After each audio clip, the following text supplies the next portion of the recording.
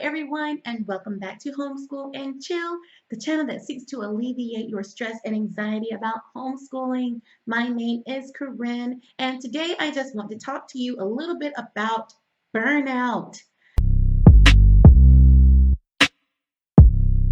If you've been homeschooling long enough, at some point or other, you might have faced mommy burnout, or I don't know, if you're a daddy who's homeschooling, you might have faced daddy burnout too. Today, I just want to talk to you about some ways to try to avoid burnout and what to do if burnout does decide to rear its ugly head.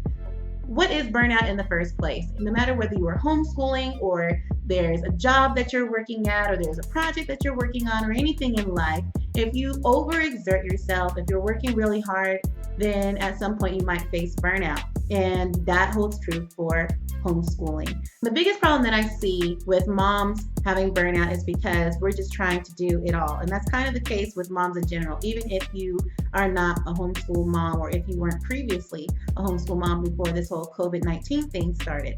That if you're trying to stretch yourself thin between work and taking care of the kids and taking care of the house and being there for your man and being active in the community or being involved in church or just everything in life, you're trying to handle all those things and there may not be enough space for yourself.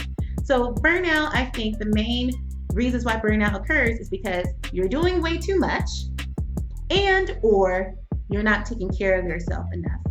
I guess the biggest way to avoid burnout is to just make sure that you do make some time for yourself. I know that it's really difficult when you have chores to think about and there's so many different facets or parts of yourself that you're exerting or using to help others in your family or your friendships or people all around you, but you do have to make some time for yourself. And it seems like a really simple thing that, is common sense that you should just know to take care of yourself.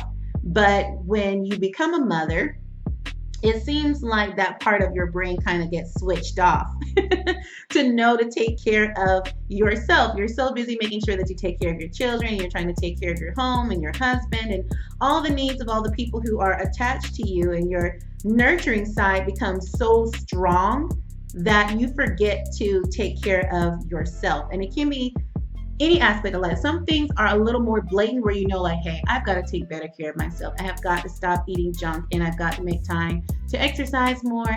And then there's some things that are a little more subtle that are more like, I need to just have some time where I have peace and quiet. I need some me time. I really need some time to really get into my thoughts and think about how I feel about things that are going on in my life right now. I might need to journal and write these things down. I need a healthy outlet to get these negative feelings out without hurting the people around me. And that's really what happens. That's one of the dangers of burnout. Not only is it harmful to yourself if you're not giving yourself the proper care, but it also extends to the other people that we're trying to take care of so well, because we're trying to give them so much and we're not allowing ourselves to take in anything, then all we're really giving them is just what's left over. It's kind of like a water filter, if you're imagining that you have a water filter and the filter is really trying to make sure that the best is being given to you, that your water is pure and clean. Everything flows through the filter and then there's clean water that comes out on the other side. But at some point, the filter itself has to be addressed, because if you don't clean out your filter and change your filter out, then after a while, you're not really doing your job the way that you should. You're letting the filth flow through. It may not be in huge chunks, but there's going to be some that's going to feed through and it's going to contaminate that flow that's coming out from you. So you want to make sure that you're having the proper self-care, that you are emotionally well, spiritually well, mentally, physically well, so that when it comes time to give to your children and your family, that you're giving them something positive. And I'm not saying this as if I've got it all together and I've got it all figured out and I have perfect self-care and I just kumbaya every day and then my children are just all so peaceful and they get along so well because I just give them the best of me. That's not always the case. And I'm speaking this because I need to hear this lesson too, because it's so often that I forget to take care of myself too. In another video, I don't know if I've posted it yet or not. Isn't that sad? But anyway, I had mentioned in another video, maybe on this channel or maybe it was my other channel, but last year around this time last year when I was homeschooling, we had just moved out of state, and I was handling all that. My husband, he was overseas, and I was handling everything with the move and getting us all settled. And then I started officially homeschooling. I've always had my girls at home, but this was like the first year that my daughter was in kindergarten. So I was like, oh, I gotta have to have a curriculum, and I have to have a real routine and schedule. And all of this was going on at once, and I was handling the family by myself. And I stopped taking care of myself the way that I should. And the penalty for that was, one, I started having really bad migraines, and to the point that I actually had to go to urgent care. And the reason why I was having migraines is because I was dehydrated. My body was trying to tell me something's wrong. So I was dehydrated. I wasn't drinking enough water. My eating habits were terrible, which I've never had great eating habits, but my eating habits were terrible, where either I was not eating much, I was skipping meals, or I was binge eating when I finally did eat because I was so hungry. I wasn't exercising because I wasn't focused on taking care of myself like I'm supposed to. And, because I wasn't taking care of my body, I wasn't taking time out for myself to just rest. I was trying to handle everything and be perfect. Then it spilled over to my children because I'm exhausted, I'm dehydrated, I'm hungry, I don't have a positive outlet for some of the negative feelings that I was having. And so they ended up being my outlet sometimes. That when kids start doing things that kids do, I would get angry and I would lash out at them. And I mean, not anything extreme, but still something that could have easily just been like, oh, you knocked over your cup and there's a spill. Here's a towel to clean it up. It was like, why in the world? Why did you spill something again? And, my children had to live in that. And that's really toxic. Like why do children have to deal with that? I mean, that's a whole other topic of how parents respond to children, that we punish them or we flip out on them on really simple things that nobody would flip out on us about, and we're adults. Like if we make a spill, nobody's going to, jump all over us about it. But yet we expect children to be perfect and never spill anything, or else they're going to get fussed at. It makes no sense, but most of us do it. So anyway, like I was saying, my girls had to kind of suffer that I was on edge all the time. And like I said, sometimes we let these things go because it's subtle. It wasn't like I was in here beating on my kids or, something that was extreme, but they had to live in a very edgy environment where something very simple they might get in trouble for, or they might make mommy upset. And that's not the way that children should be living. They should be living in a nurturing environment, especially if we've made the decision to homeschool. The whole point of us homeschooling is to provide our children with a learning atmosphere that is different than what they would get out there in a public school system or even out in a private school. We're trying to offer them something that is better, something more nurturing, fulfilling, encouraging, motivating, just any positive word that you can think of. And if we end up being on edge, and we're snapping at our children and we're hard on them and we lack compassion and care and patience, then really what is the point of homeschooling? We might as well send them to a stranger to do that. Your home should be your sanctuary, not just for you, but for your children too, that this is the one place that they can kind of give a sigh of relief and relax after dealing with everything else out in the world. And so if their home environment is what's the extreme kind of edgy environment, where do our children get a positive outlet? And then we wonder why they misbehave or they throw tantrums or act the ways that they do. And it's really because they don't have a positive outlet. They're just, everywhere that they go, they have to just try to be perfect and be good, or else they're going to get in trouble or fussed at. And there's no time to just kind of let all of that out in a positive way. You have to make sure that you have some way to let off some steam, some way to positively get out your negative feelings, some time to just have some peace and tranquility. And I know there's probably some of you who are sitting here and it's like, really, Corinne, I'm going to have some me time. What is me time as a mom?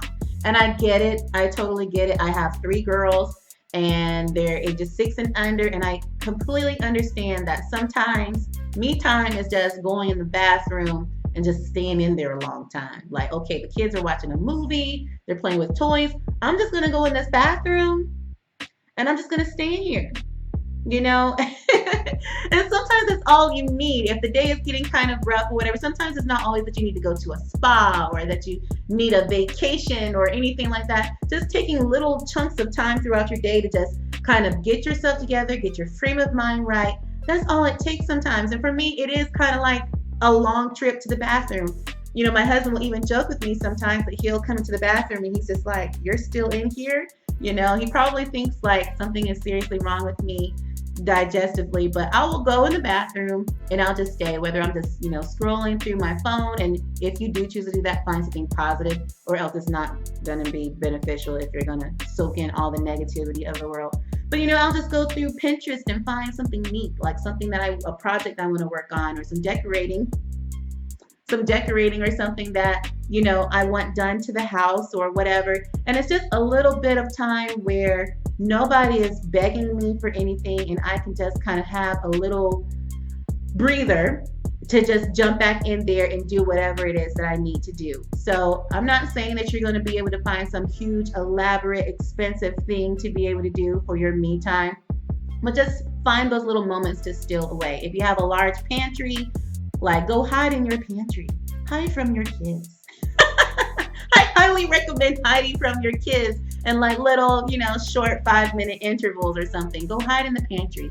Eat those kids' snacks. Those aren't those kids' snacks. They didn't pay for those snacks. You paid for those snacks. Those are your snacks until you give them to the kids. So go in there, eat a couple cookies, breathe, sip a juice box, and then come back out refreshed and ready to take care of your family. And outside of just, having some me time to yourself, when the kids go to bed, then that can possibly be your me time. And one thing that I've discovered is that you have to be really intentional about your me time, or your time to really relax, because sometimes just sitting down and watching TV after the kids go to bed isn't going to cut it. It's time that you had to yourself and your kids weren't awake. But I think when you really get the mental relief or emotional and spiritual relief is when your mind has to be focused on just taking care of yourself. Like, for instance, instead of watching TV, or even, like I said, scrolling on Facebook and then something negative comes up and then that weighs on you, journal. It might sound corny to some of you who aren't like really big into writing, but sometimes just writing down your feelings and being able to really sort out how you feel can help you. Because sometimes we feel something and we just immediately react, and that's it. When we really become intentional and purposeful about what we feel and think it out, it's like, well, I know I lashed out and I was like yelling or something, but it really wasn't that I was angry. Why is it that I always respond in anger about things when really I was sad? I was feeling sad. I need to work on my emotions and expressing myself better, because every negative emotion ends up turning into anger. And that's an issue that I have to work on myself. If I'm sad, disappointed, or if I feel unappreciated or undervalued or whatever, it usually comes out in anger. And so instead of the people around me being able to respond to me and help me, because sometimes you do need your village to take care of you too, instead of them being able to respond to me and help me, it's just that I'm angry. Oh, she's just angry. She's got an attitude, But when you learn to really interpret your feelings and then respond in the correct way, then people can help you to sort through all of that. And then you're not just handling it all by yourself. You're not handling it all on your own. You have somebody who's stepping in and assisting. For most of you, this is probably the end of your homeschool school year. And most of the time we end our school year tired, very tired. As a matter of fact, our school year has ended, but I just elected that it was over. It's not that we got to the point that I had originally planned. I was just like, you know what? We're tired. We're going to just end here and we're going to pick up where we left off. We can call it whatever grade we want it to be, but when we start back again, that's going to be the beginning of the next school year. And we'll just start where we left off. I wanted to just make this video to help some of you, because I know some of you may be in the same boat, that you are kind of tired, that you just held on and you stuck it out.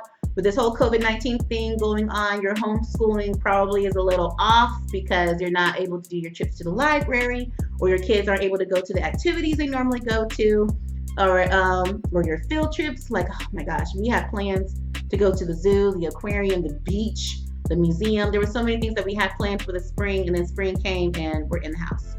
So your homeschool year probably got derailed towards the end here, and you're probably just tired because you're just in the house and you can't really do the things you normally do. But I wanted to remind you to take the time to take care of yourself. Don't overwhelm yourself. If there's anything that's not a necessity, like make a list of things that you're wanting to get done, and anything that doesn't seem like it's just life or death, or that it's going to crucially affect you, just kind of put it to the side. If it's something that will not harm or cause any kind of problem, if you delay it a little bit, then go ahead and delay it and allow yourself to have a breather. You deserve it. You got through an entire school year of homeschooling your children and doing everything else that was necessary for you. Take a little time to just breathe. And one thing that I realized too, that I burn out the most when I'm just so focused on my checklist and getting everything done and not focusing on the people that I'm actually doing it for. So when I take those breaks and I just have time to play with my children, just really soak them in and see just how cute they are and how much they've grown and the silly little things that they say and do and all that, then I'm more motivated to jump back in there because I know the why behind everything that I'm doing. But when I'm just in here just trying to get all the homeschooling done and the cooking and the cleaning and doing all that stuff, then I'm only seeing the acts that I'm doing and not the reason why I'm even doing it in the first place. That is my challenge for you, is to take the time to just step back, look back at what you've done, what worked, what didn't work, and just be proud of the effort that you put into homeschooling your children and taking care of your family, and enjoy your family, and then get the breather that you need to jump back in, okay? And I'll try to do the same thing too. So I hope that you like this video. I hope that you like, share, and subscribe. But most of all, I hope that you love yourselves and take care of yourselves. Bye, loves.